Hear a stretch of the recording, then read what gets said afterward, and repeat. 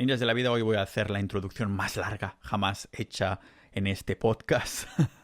Voy a hacer un capítulo basado en el libro que me acabo de leer por segunda vez. Se trata de El individuo soberano. Aún no está en español, por desgracia. En inglés es The Sovereign Individual, pero me consta, estoy en contacto con un tuitero que ha comprado los derechos para empezar a traducir ya el libro, y de hecho me consta que ya se está traduciendo, así que no os preocupéis que cuando este libro esté traducido y listo para vender, yo voy a ser el primero que lo voy a anunciar por aquí el podcast, porque la verdad es que es como una especie de Biblia.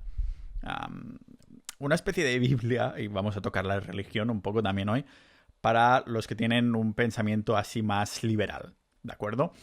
Entonces, este libro me lo leí hace un par de años, me parece que no lo terminé, pero esta vez sí, porque lo mencionamos dentro de Sociedad.ninja, la comunidad del podcast. Y os voy a comentar que voy a sacar 2 episodios. El de hoy, en el que vamos a entrar más en un contexto histórico sobre lo que es el individuo soberano, las predicciones que hacen dentro del libro los autores, pero también un contexto histórico de hechos que ya han sucedido y cómo podrían extrapolarse en el cambio de paradigma que vamos a empezar a ver en la era de la información, en esta revolución de la información que ya estamos empezando a vivir, pero que ni mucho menos ha concluido, ¿de acuerdo? En el otro episodio vamos a también tratar lo que se trata dentro del libro del individuo soberano, pero de una forma mucho más práctica. Vamos a ser más prácticos tanto con lo que nos dicen estos autores, pero también, como siempre hago yo, voy a poner ahí mi cucharada y opinión para poder avanzarnos a los tiempos, avanzarnos a lo que se viene de forma inevitable. Y voy a empezar con una cita en el episodio de hoy más en contexto histórico de lo que ha sucedido y las predicciones que los autores hacen. Y la cita es la siguiente: la transición desde una fase de la vida económica a otra siempre ha supuesto una revolución. Creemos que la revolución de la información será la que llegará más lejos de todas. Alterará la vida con más profundidad que la revolución agrícola y la revolución industrial, y su impacto se sentirá en una fracción del tiempo. Así que abrochaos los cinturones. Esta es la cita con la que empezamos a comentar el individuo soberano, The Sovereign Individual. James Davidson y William Rees-Mogg escribían este libro en 1996 y no lo publicaban hasta al cabo de unos años, pero a grandes rasgos fueron predicen las criptomonedas, por ejemplo, pero van prediciendo los efectos de la revolución de la información, la era de la información que ya empezamos a vivir hoy en día. El primer capítulo es bastante turra porque habla del efecto 2000 y digo, coño, que esto ya ha pasado hace 2 décadas. Pero claro, tener en cuenta que se publicaba sobre el 1999 o algo así. El caso es que en todos los capítulos que hago sobre historia, siempre encuentro la excusa para repetir esa frase de quien no conoce su historia está destinado a repetirla. Pero el bueno de James y el bueno de William, esta vez dicen que una historia del individuo soberano, la historia que ellos intentan contar con este libro, es una historia que no se repite en sí misma, pero que rima. Podemos comparar la revolución industrial y luego intentar establecer como una correlación, ¿no? Una correspondencia con la revolución de la información, que es justo lo que hacen los autores.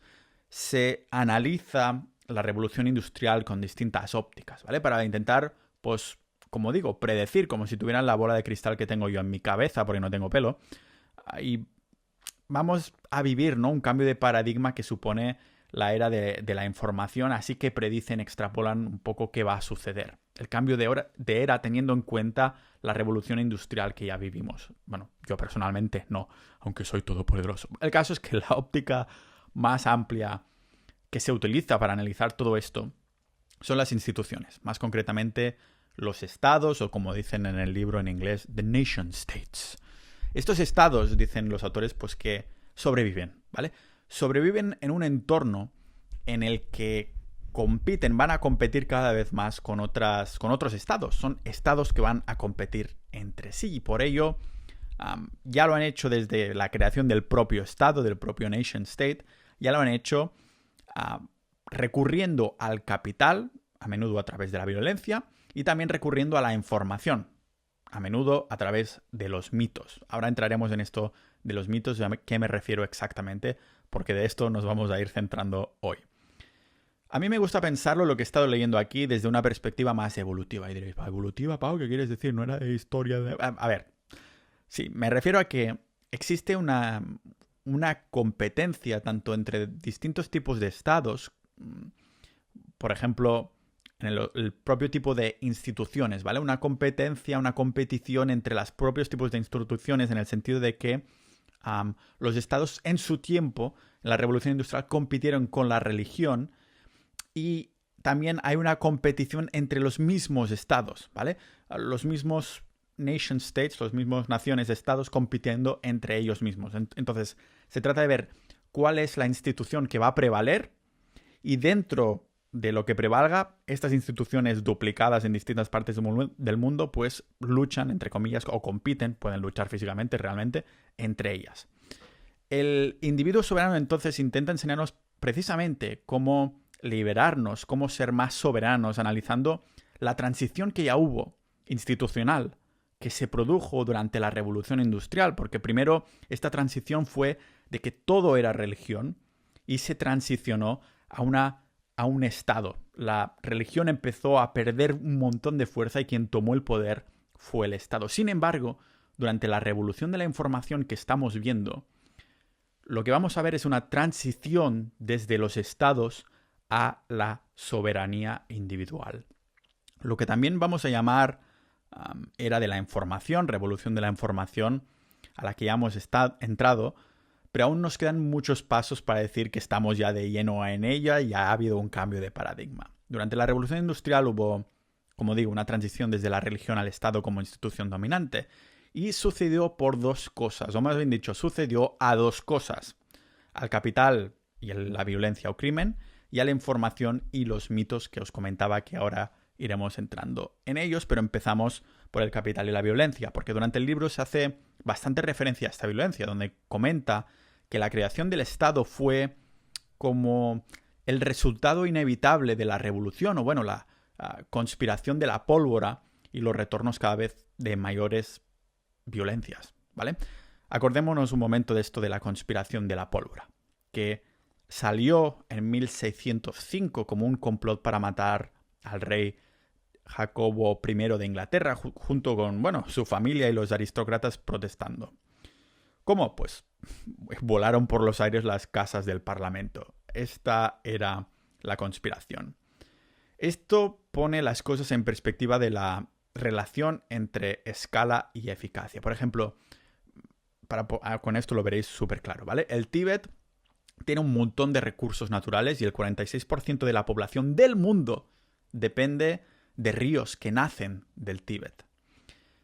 Y ahora no puedo evitar, lógicamente, mencionando el Tíbet y poniendo esto como ejemplo, mencionar a China. China es grande, por lo que es capaz de utilizar la violencia a gran escala para conquistar el Tíbet, ganando el control sobre sus ríos y sobre otros recursos naturales. Tal como dice el libro y cito textualmente, la nación facilitaba la depredación sistemática basada en el territorio. Estas ideas sobre los efectos de la violencia, al fin y al cabo, me parecen fascinantes. Y cuando pensamos en estos ejemplos dices, joder, pues qué razón tiene este libro, ¿no?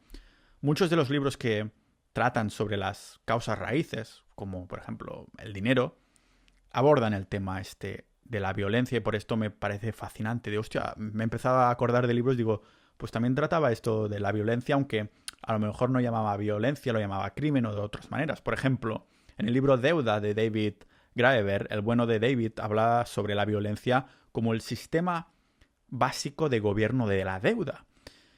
¿Qué haces si alguien no paga? Pues sí que puedes ejercer la violencia. Entonces puedes, por ejemplo, encarcelarle, meterlo en prisión y otros gobiernos aún más totalitarios pues van a tomar medidas aún mucho más drásticas. Pero aparte de esta relación del capital, a veces ganado mediante la violencia, como hace China sobre el Tíbet para ganar esos recursos naturales sobre todo el mundo, las instituciones también necesitan información y mitos para sobrevivir, que es justamente donde ocurrió esta transición y también donde está ocurriendo ahora en este cambio de era.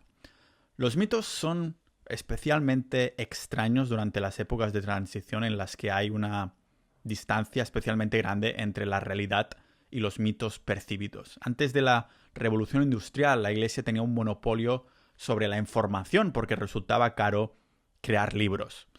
Pero la imprenta acabó con este monopolio. Después la palabra de Dios podría ser socavada, creando una competencia entre el catolicismo y el protestantismo. Normal que las obras de Lutero supusieran más de un tercio de todos los libros en alemán vendidos entre 1518 y 1525. Una vez que cambió este mecanismo para propagar la información, ¿qué lo hicieron? Pues también lo hicieron los mitos.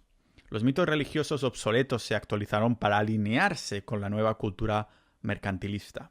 El estatus alcanzado mediante la cortesía y la reputación pasó a basarse en la riqueza financiera. Por eso la Iglesia en su momento se echó encima para intentar acabar con la imprenta, que lógicamente pues esta Iglesia no consiguió reprimir la imprenta. Una imprenta que permitió la competencia dentro de la institución dominante, la religión, enfrentando a católicos y a protestantes. Por esto, en el complot de la pólvora, marcó un antes y un después, porque fue ahí que se hizo tangible ver cómo el poder pasaba de la religión al Estado. Así, las últimas etapas de la revolución industrial, máquinas de vapor, fábricas y todo ese rollo que ahora nos queda súper lejos, consolidaron a la nación-estado, nation-state, los estados como institución principal. Lo que pasa es que esta era está llegando a su fin. Esta era la perspectiva histórica de lo que estaba sucediendo, de lo que ya vivimos. Estos fueron unos hechos, ¿no? El cambio del poder de la Iglesia, de la religión, a los estados. Y en esta intro tan larga de más de 10 minutos, después de que os ponga la musiquilla de tin, tin, tin, y todo eso, vamos a hablar de las predicciones que muchas ya están cumpliéndose, que hicieron los autores de este libro, El individuo soberano, y lo vemos aquí en el podcast multipotencial de Pau Ninja.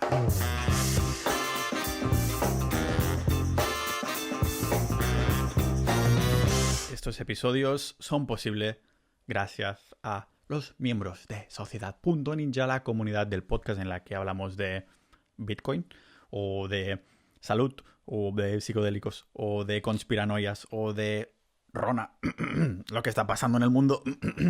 Hay información muy interesante y los ninjas de la vida con una mentalidad similar a la mía. Estamos ahí de cháchara, pero también tenéis acceso a los episodios exclusivos que acostumbran a ser 99% de veces conversaciones con otras personas, y de vez en cuando también hago preguntas y respuestas solo para miembros.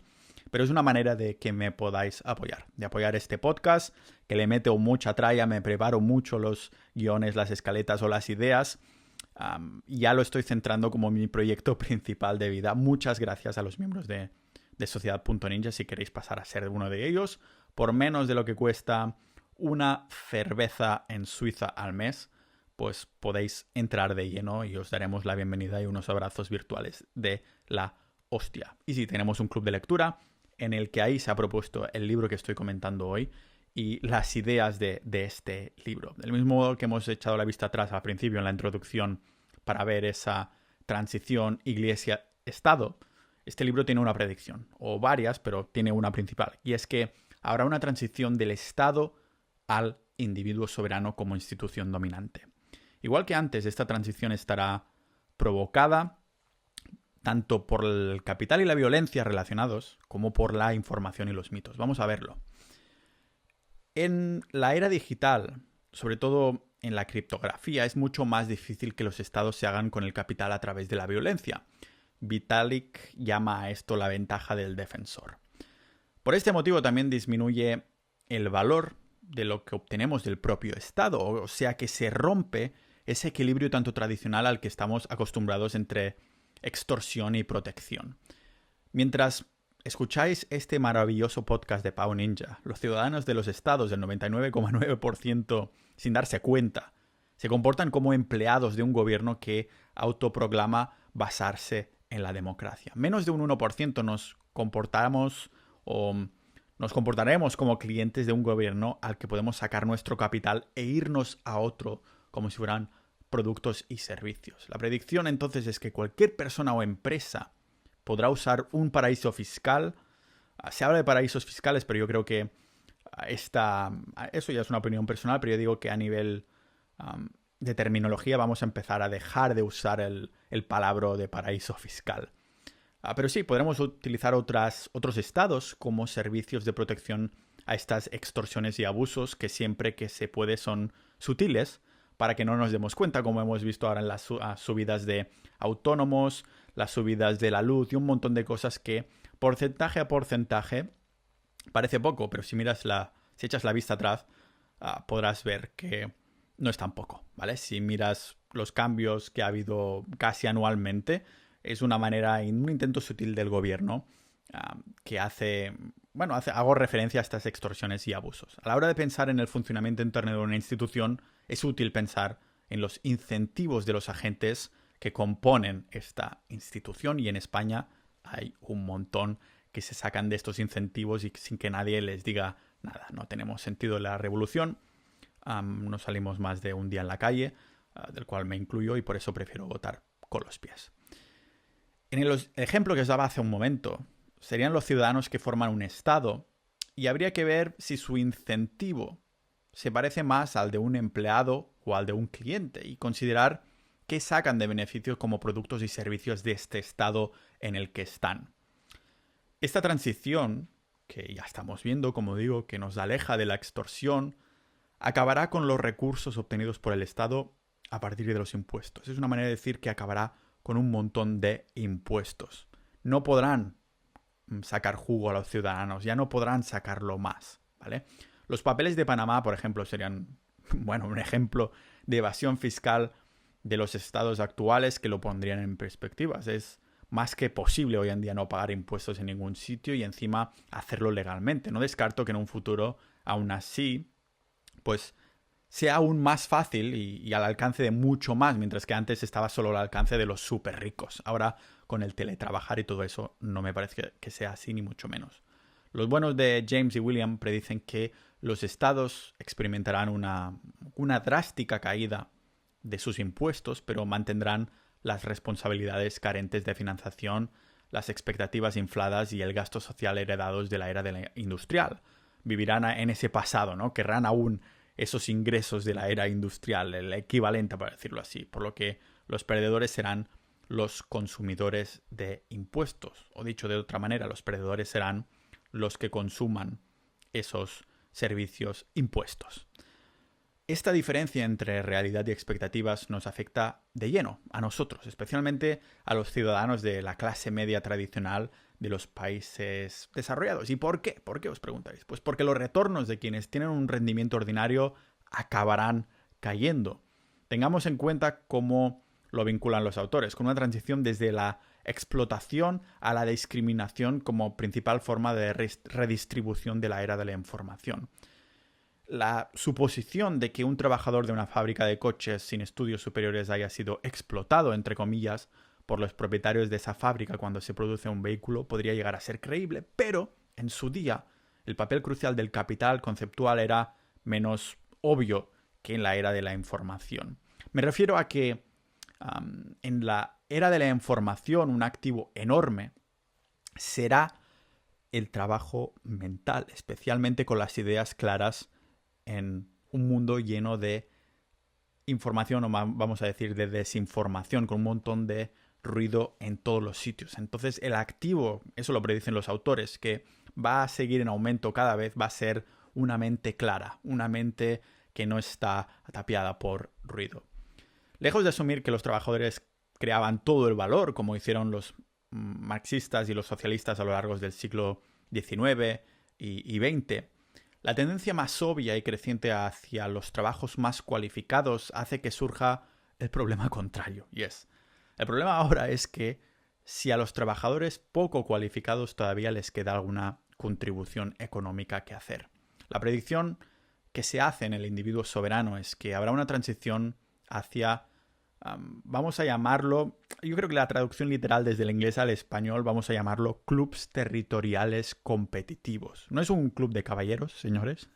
Hacen referencia a clubs que competirán en distintos ejes, en la protección, en los impuestos, cosas por el estilo, ¿vale? Los bienes públicos como tal, pues seguirán existiendo, ya que si un club no los tuviera, sus clientes ciudadanos pues se irían a otro estado. Por lo tanto, los individuos soberanos serían los clientes de estos clubs, personas que podrían ir a cualquier lugar que prefieran, con su tiempo, su dinero, su familia, sin pagar impuestos en ningún sitio específico, lo que no quiere decir que sea gratis, a lo mejor se pagaría un poquito, tú preferirías pagar un poquito más a tener ciertos servicios básicos de los que no quieres contratar como vamos a llamarlo, a privado, ¿no? Para decirlo así. Si os fijáis, en estos momentos ya estamos empezando a experimentar un distanciamiento entre los mitos y la realidad que rodea al Estado. En el siglo XX, más de 115 millones de ciudadanos perdieron sus vidas luchando en guerras nacionales. Pero, ¿creéis que a día de hoy la gente estaría dispuesta a algo similar a lo que pasó al siglo XX? Los principales mitos de la última etapa de la revolución industrial, el nacionalismo y el fascismo, surgieron a partir de una, llamémoslo, ausencia de mitos vinculados directamente al capitalismo. No había mitos del capitalismo porque era algo nuevo como tal. La libertad que el capitalismo proporcionó a la gente para crear sus propias identidades acabó dando demasiado miedo a quienes no estaban listos para usarla. Prefirieron la seguridad de una identidad sólida y fueron atraídos hacia los simplismos del nacionalismo y la propaganda fascista. En la transición que se aleja entonces de los estados y que todavía se aleja aún más de la religión, la gente seguirá buscando la moralidad colectiva, una sensación de vivir con propósito y un sentido de, bueno, llamémoslo, de coherencia en el orden mundial. Eso de que hablaba de las mentes que lo tenían claro como un activo enorme para esa época. Y esto de la vida con propósito, hablaba de ello en el episodio 222 y no hace mucho tampoco en otro episodio. Estos clubs o estados de los que estamos hablando, territoriales competitivos, se impondrán, ¿vale? Dice el libro que se impondrán con unos estándares morales bien estrictos, una moralidad que se centrará en la productividad, que las ganancias sean conservadas por quienes las generan, la eficiencia en las inversiones, el carácter y la honradez, y la consideración de la violencia como un mal. Unas afirmaciones que son, bueno, atrevidas y un poco de ensueño que se comenta en el libro es que la era de los impuestos, porque se te han impuesto, los receptores de caridad tendrán que atraer a los individuos privados, no a los grandes gobiernos, haciendo parecer que merecen dicha caridad desde un punto de vista moral. Un montón de cosas que hacen que la información cambie por completo en esta nueva era. Y por último, los autores también predicen la manera en que la información acabará, no acabará, más bien cambiará a nuestra nueva era, esta nueva era, revolución de la información. La difusión de alcance limitado que sustituirá a la del alcance general, lo que apunta a los filtros burbuja. También la saturación de información disponible hará que la brevedad sea más valiosa que nunca. La brevedad llevará a la reducción y la reducción se deja fuera lo que no resulta familiar. Esto ya lo habréis correlacionado en vuestra cabeza con el tema de los clickbaits y también los TikToks y los shorts de YouTube. Aunque por ahora el 99% es ruido para captar la atención, que no necesariamente para dar información, pero en el libro la predicción que hacía era precisamente esta, que esta saturación de información gravitará hacia la brevedad. El aumento en la cantidad de información no implica necesariamente un aumento de coherencia. Esto lo sabemos todos y cuando ha venido Lugarzen, el usuario Lugarzen en Sociedad.ninja, porque él es curador de información y hablamos de este ruido las veces que ha venido al podcast en exclusiva, pues hablamos precisamente de esto, ¿no? Que un aumento de la cantidad de información no implica necesariamente un aumento de coherencia, que es de sentido común, pero vamos un poco indagando más ahí, ¿no? En este caso, en el individuo soberano, los autores afirman de una forma que a mí me parece brillante, que la era de la información todavía tiene que convertirse en la era de la comprensión. No sé, la presidencia a lo mejor de Trump fue un indicativo de estos últimos días que nos quedaban de los estados, de las naciones-estados. Otra de las afirmaciones que también hace The Sovereign Individual es que un sistema que entrega de forma rutinaria el poder sobre las empresas más grandes y letales del planeta a los ganadores de concursos de popularidad entre demagogos carismáticos está destinado a sufrir sus consecuencias a largo plazo. Hay, como lo habréis notado durante todo el episodio de hoy, que hay buenos paralelismos, y teniendo en cuenta que Los individuos soberanos se escribió antes del año 2000, muchas de estas predicciones ya se han cumplido. Como digo, reafirmo, el Bitcoin, porque habla mucho de las criptomonedas, de la encriptación, aunque en el episodio de hoy no vamos a entrar tanto al detalle. Se explica más bien y muy bien cómo el poder del Estado irá disminuyendo poco a poco. Eso sí, no generalizan lo suficiente su punto de vista sobre la coevolución institucional como para darse cuenta de que a lo mejor los agregadores de información que tenemos hoy en día como Google y Facebook, bueno, Meta ahora se llama, pues pueden tener un poder supranacional, para llamarlo así. No, los autores, eso ya para criticar un poco el libro, ¿no? Que no examinan cómo la reducción de los costes de la distribución de la información podría llevar a la desaparición de los intermediarios, algo que deberíamos tener muy presente a medida que avanzamos a este siglo XXI. No es solo que los estados estén perdiendo poder mientras lo ganan las instituciones de la era de la información, como los memes, más bien es que todas estas instituciones, los estados, las empresas, la religión, las redes, la blockchain, los memes, coevolucionan de forma paralela entre sí. Algo en lo que tampoco se entra en el libro, hay que tener en cuenta que es que una reducción de las fricciones lleva a una descentralización de la información y a una centralización del conocimiento en ecosistemas del rollo, yo qué sé, Silicon Valley o Shenzhen o cosas por el estilo. Y suena bastante utópico, aunque tampoco tiene por qué ser imposible. Este pensamiento de los autores que habrá como un montón, un porrón de individuos soberanos viviendo en la superautopista de la información. La realidad, ¿cuál es? Al menos ahora mismo. Pues que cada vez hay más grupos de personas inteligentes, más que individuos soberanos, si me permitís la expresión, me la voy a inventar ahora mismo, creo que no existe. Vamos a hablar de colectivos soberanos, porque ahora mismo estamos viendo a grupos de personas inteligentes y ambiciosas que se asocian y aprenden entre sí. Lo vemos en las propias redes sociales, lo vemos en la creación de grupos como masterminds y cosas por el estilo, y no puedo evitar mencionar a nuestra comunidad, a Sociedad.ninja, que no deja de ser una mastermind o red social todo en uno, ¿no? Hay un mashup. Hay muchas más comunidades de otros tipos, ¿no? Pero la gente con ese mismo interés entra ahí, ¿no? Y crea ese colectivo soberano que voy a patentar el nombre y voy a crear un libro que se va a llamar El colectivo soberano en vez de El individuo soberano. Por cierto, apuntaros a Sociedad.ninja si queréis apoyar al podcast.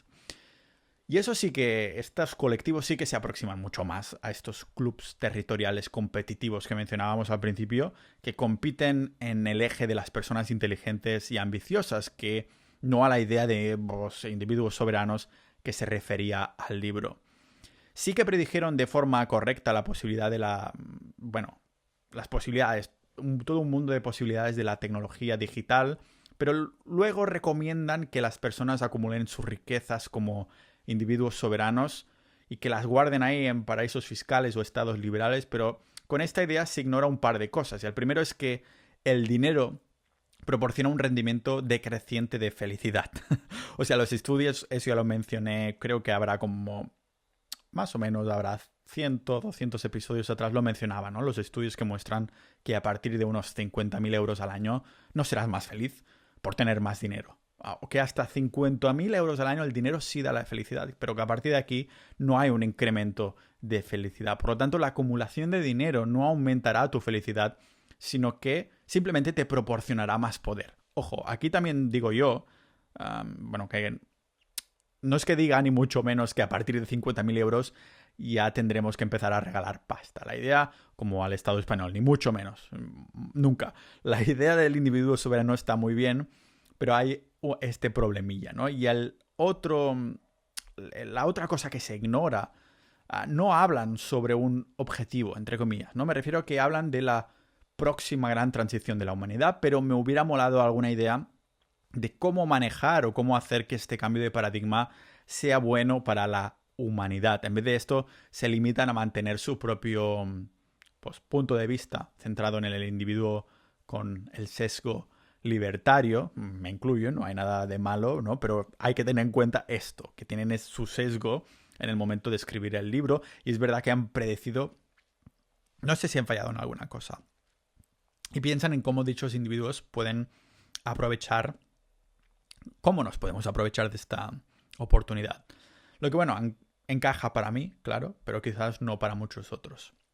Es un libro que me ha transmitido mucha información, pero a la vez sentía que me faltaba un poquito más, ¿no? Tanto por el cómo manejar esta información del cambio de era, pero también porque me ha faltado leer cómo nos pueden afectar estos cambios a nivel identitario.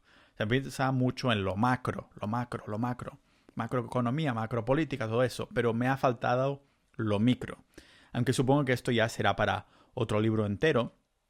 Sí que hace especificaciones algunas cosas micro, así que por esto os comentaba en la introducción que voy a hacer otro episodio sobre el individuo soberano, en la que, mientras hoy vemos que tiene sentido un colectivo, un conjunto soberano, colectivo soberano, comunidad soberana, vamos a hablar de qué podemos hacer nosotros como individuos, como personas, para ser más soberanos, según mencionó el libro, y lo vamos a ver en el próximo episodio. Os mando muchas gracias a los miembros de Sociedad.ninja que apoyan al podcast, que haga episodios y me pueda dedicar a hacer estos resúmenes y leer para vosotros, para hacer de mamá pájaro, tragar información, masticarlo y dároslo en la boca para que no os tengáis que leer un puto libro de 400 y pico páginas, que es muy denso, aunque transmite ideas muy, muy interesantes.